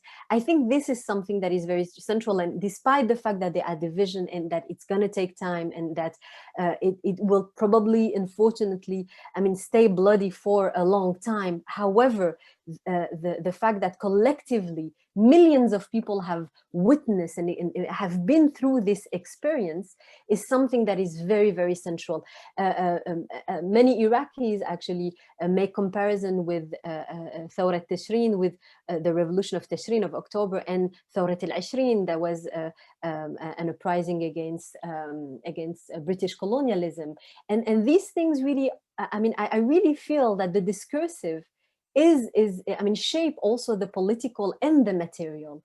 It's not at all something that is secondary. I think on the contrary, that is very, very central for shaping the future. We have a new generation with a new political experience, a new societal experience. And this, and of course, it's not going to happen in the next election, but it might happen in perhaps a decade.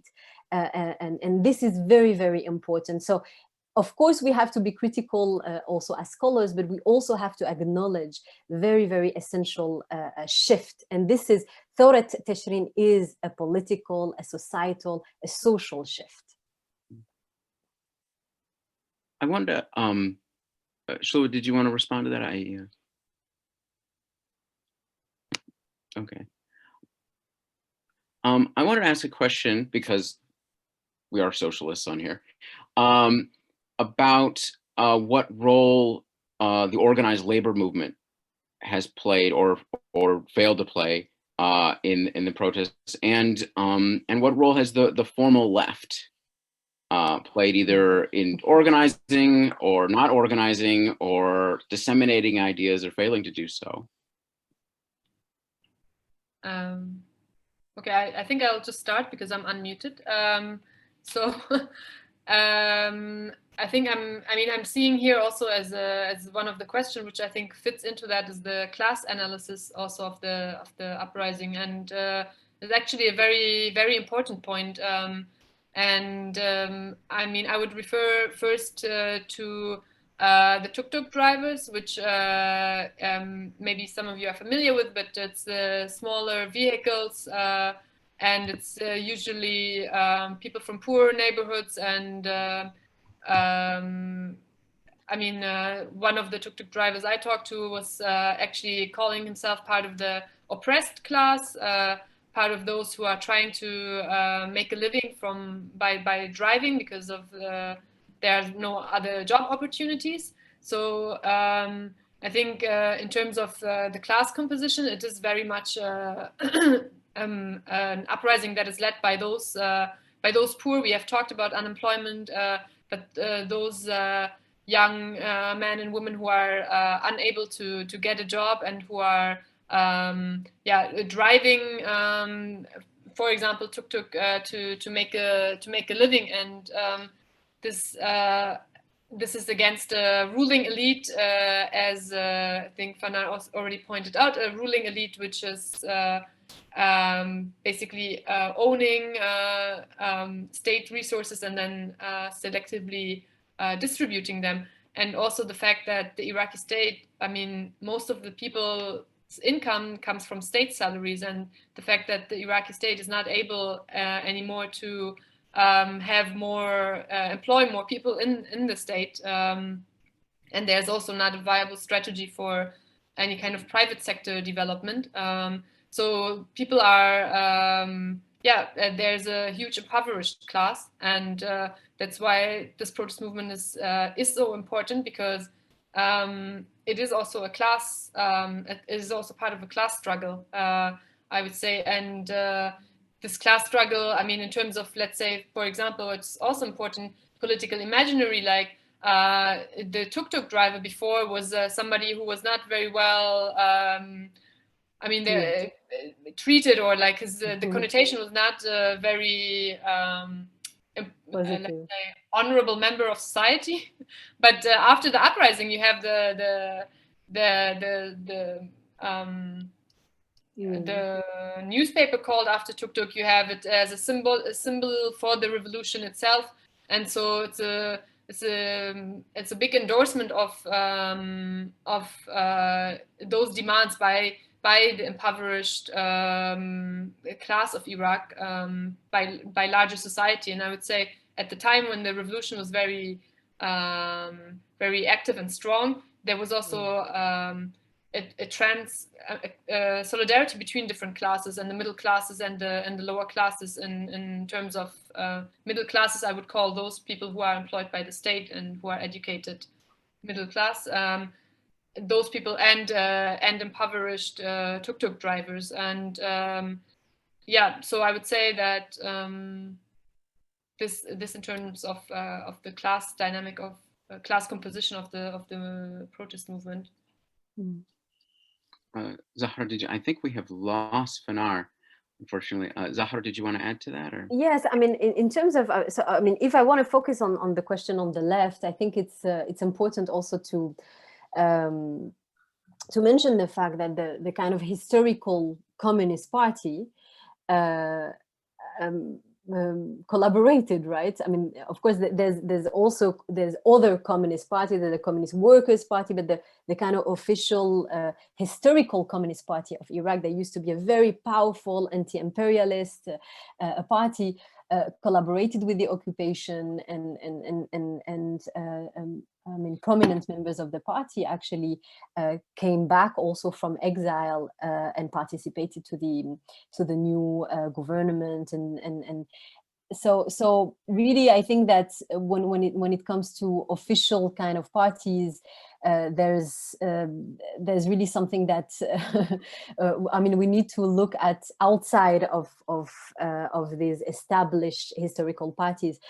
Not to say that they are totally irrelevant, but the fact that some members of these parties are also related to the political establishment is to be mentioned, and is also to be mentioned that in 2015, actually, this same parties that became a party of opposition, I mean, new members, kind of a new generation of this party, created an alliance with the Sadrist trend, the Sadrist movement, and recuperated really the 2015 protest movement and turned it into kind of an electoral list that then candidated for the 2018 election. Of course, there are other kind of leftist groups, but they are not powerful at all in Iraq. They are not as they are in the rest of the world, right? I mean, talking, and I think that talking about class struggle, perhaps as analysts, it can be interesting, but it is absolutely not the ways in which people who participated to the uprising are defining the uprising. I think the words that I use is more sha'ab, or the people, for example, more than actually class struggle. But I do feel that there's something very interesting that happened in terms of class dynamics. I mean, first of all, like Shlua said very rightly, is we have a movement, I mean, and a protest that started really, it was really the disempowered, the impoverished, and I think that the tuk-tuk drivers are really representative of those working daily jobs, right, in Iraq, who were really at the center of the protest, and I think that remain at the center of the protest. The protest movement was not recuperated by the middle class the way I think the 2015 protest was more the protest of the educated middle class, whereas this is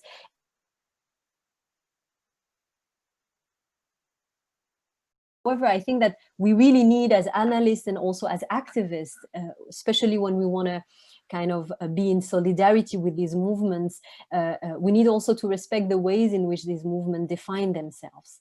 And the fact that old kind of ideological and not only old, I mean, for example, it will be wrong to say that it is an anti-capitalist movement.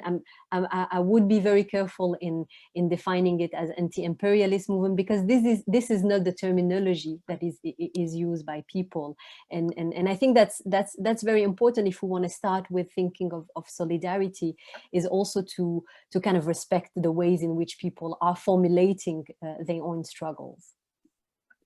Well, I wanted, I guess we should probably start up the Q&A, and just a reminder, if people have questions, you send them to Danny Postel in the chat. And I'm just going to start with one of our questions that have come through already. How has the Khademi government responded to the demands of the protest movement, and what are the barriers to a successful response?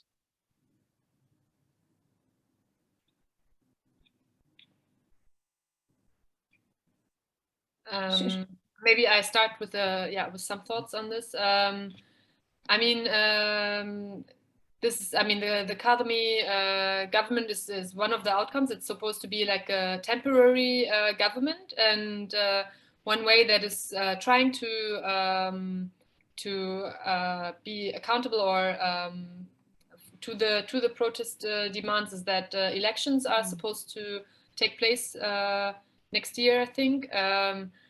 Whether this is going to happen or not, people are joking about it here. It's not very clear. Then, so you have on the one hand that, but sorry, what was the how the elite is kind of what they are responding to. Sorry, I lost my thread. So I think. He's kind of part of a reform, like a progressive, an attempt at a progressive government at the moment, trying to establish reforms or telling protesters, some of them, that they are going to be employed by the states, making certain promises. But I think, I mean, one of the major challenges is the way to deal with the militias at the moment, and I think. They are controlling at times the street, and I mean threatening activists, but also certain important places, journalists, important institutions of the state, which is represented by Kadhimi, and also the force that the anti-terror forces, that's how you can call them, yeah, that are kind of protecting places. I mean, he has been saying that these anti-terror forces are going to protect all sorts of important buildings from any kinds of attacks, because I mean, militias are trying to undermine basically this government at the moment. So I think this is one of the most challenging barriers for the demands to be implemented. But I think I mean, among protesters at least, there's this feeling that I mean, 700 people have been killed, and this government has not shown any kind of accountability for the previous governments, and it has not been trying to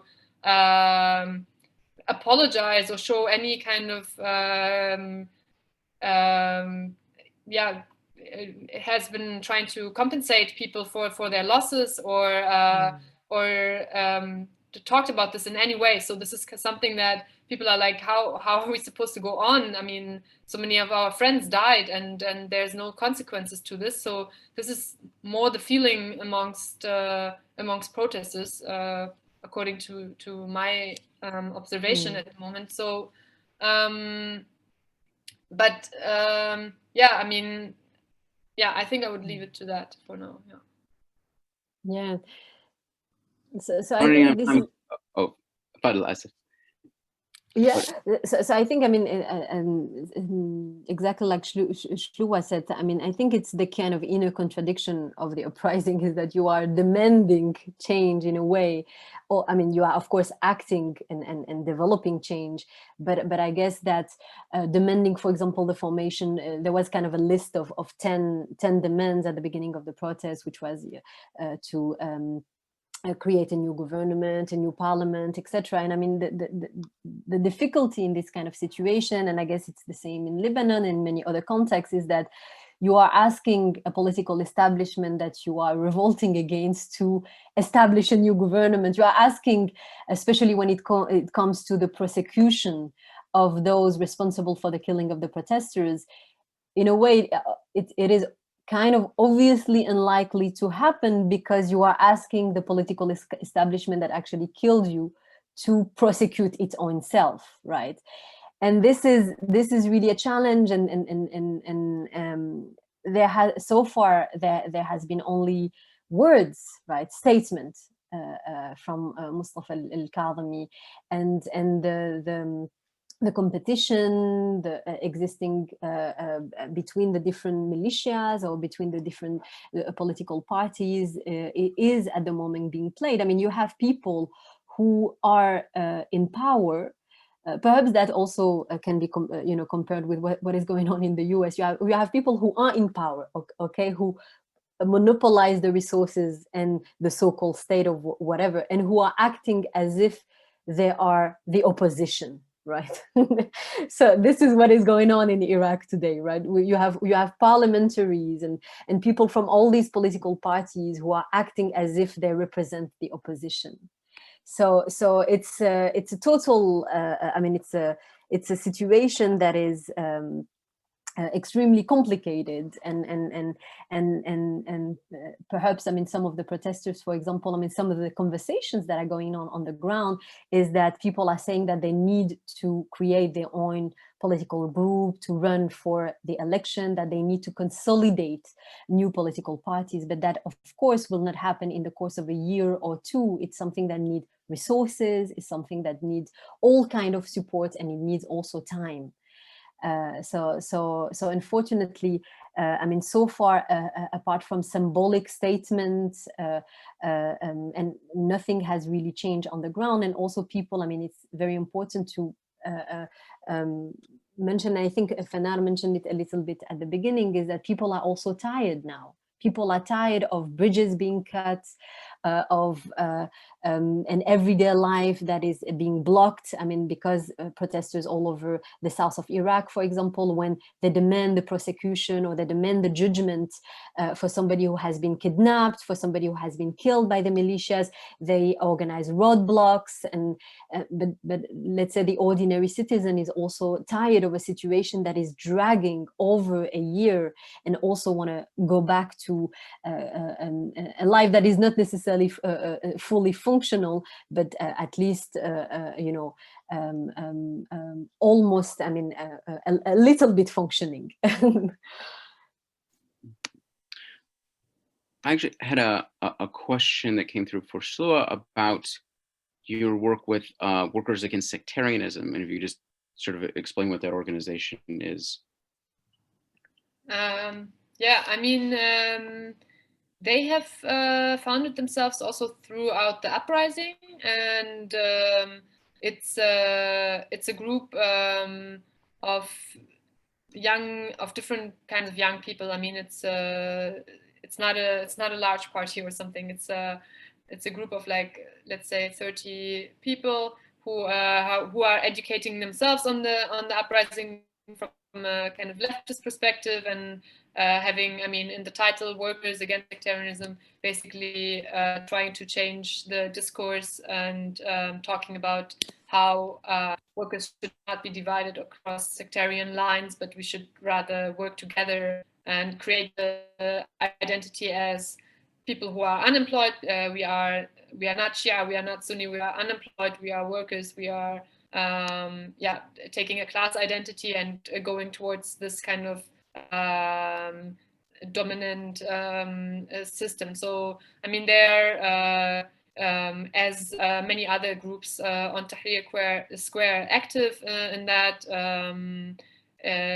doing events on political education and organizing on the ground, and with this kind of ideology in mind.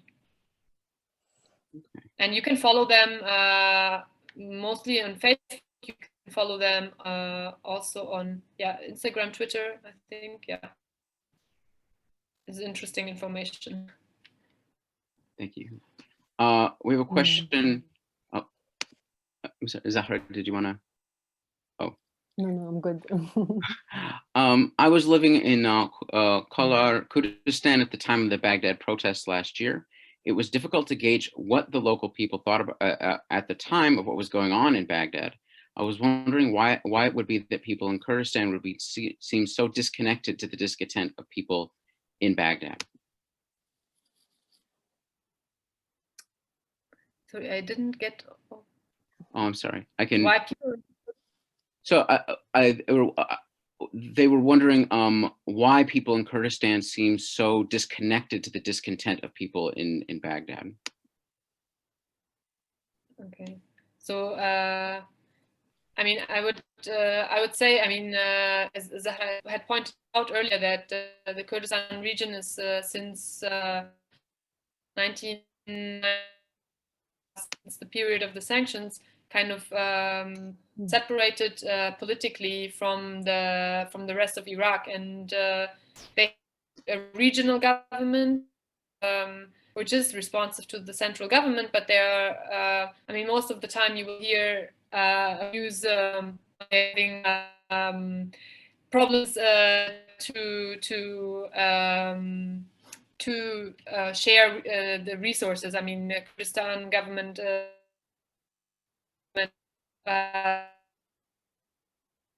providing them with the salaries, and the issue that is going on. I would say that, of course, the political elite in Kurdistan, they are in kind of divided party.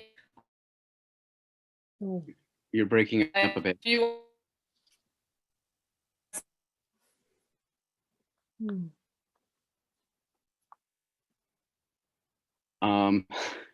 Well, I think if Shula comes back, we can uh-oh. Okay. We don't We don't have a lot of time, but we have one more question for Zahra, and we might be able to take one more after that. Zahra mentioned that there is a division among protesters in terms of goals.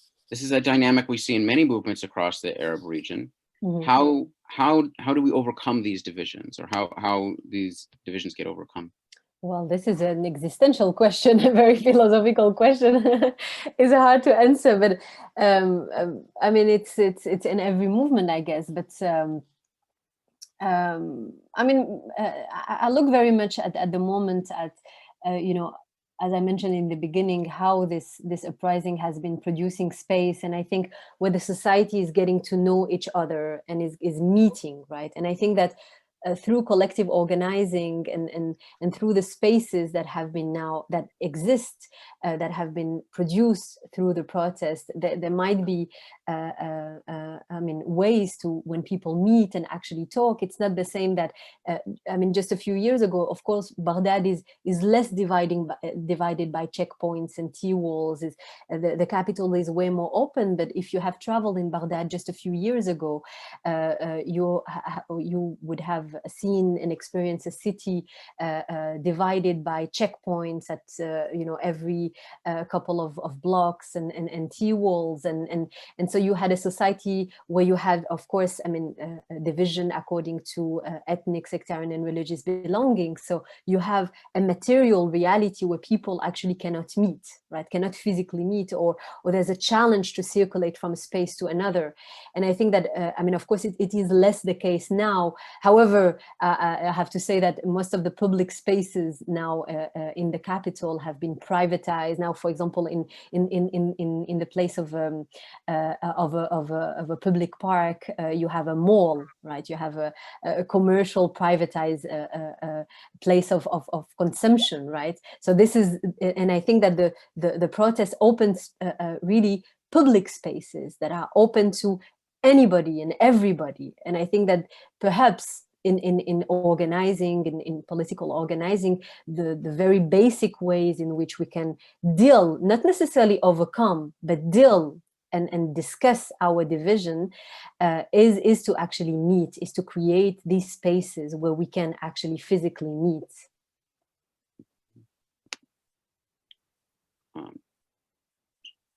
Shula, did you just want to finish your previous comment? I'm sorry, it's a little disjointed there.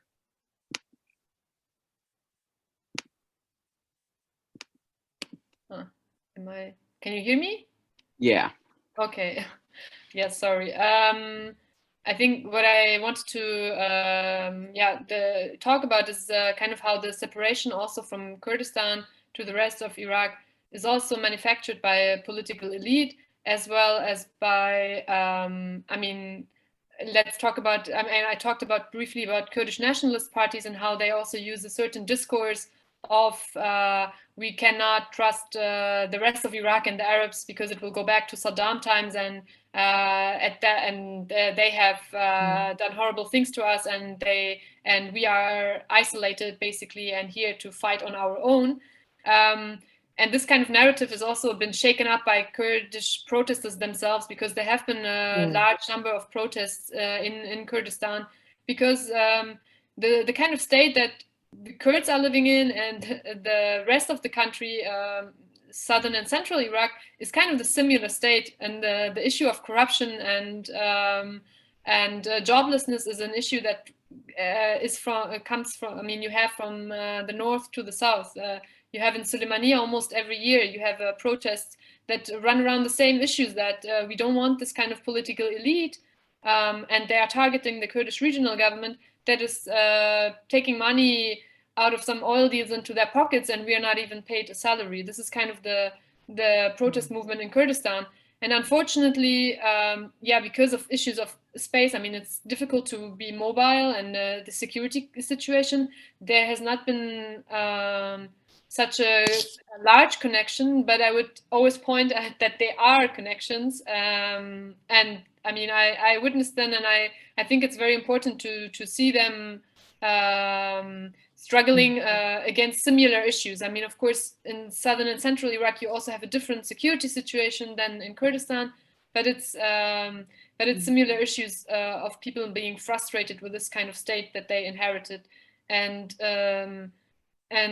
yeah, so I would say that there are smaller groups that are in solidarity with each other, and I mean, I can only hope that this is growing bigger.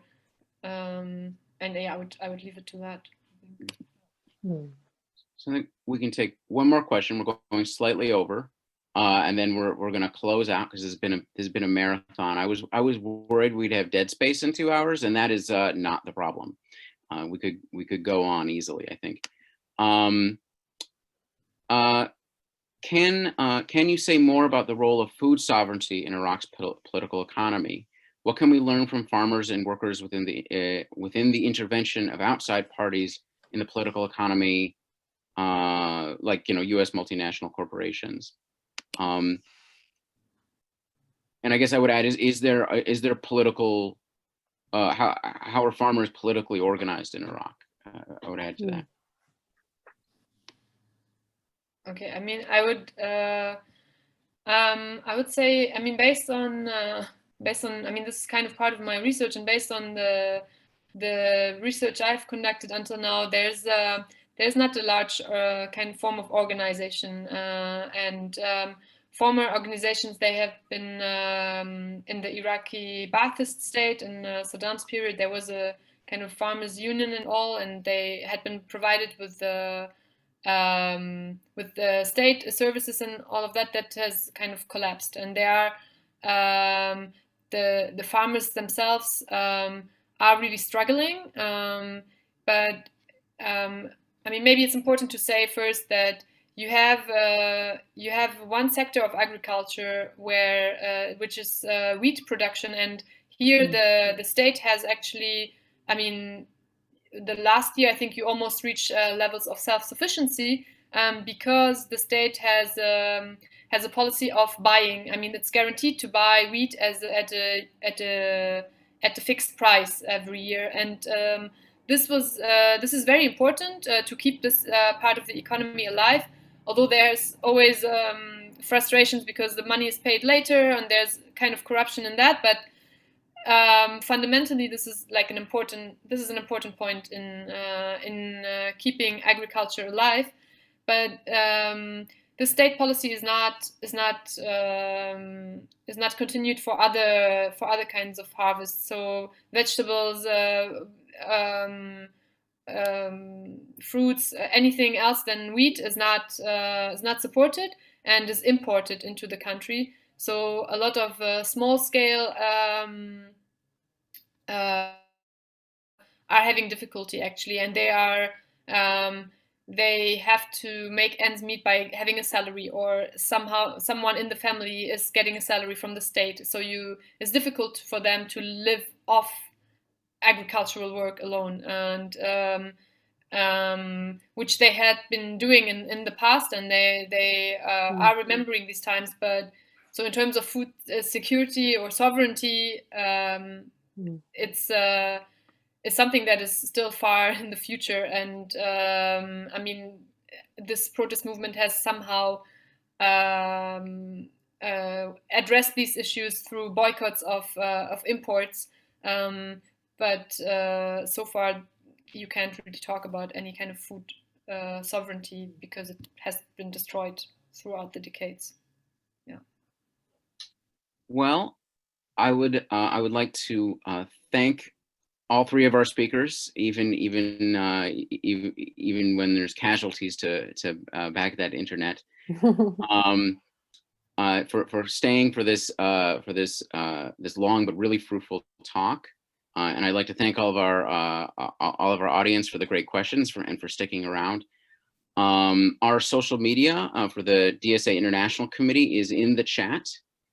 So please check us out. This is we are going to be ongoing with work like this. We're not going to on issues throughout the region, but also hopefully returning to Iraq eventually as well.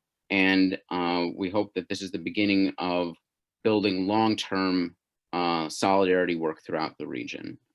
This is just the beginning. So thank you, everyone. Thank you. Thank you so much for having us. Thank you so much. Thank you. Yes, I really enjoyed the talk. Mm. Well, and everybody enjoy their afternoon or whatever time zone you're in. Bye-bye. Bye, everyone. Bye. Um,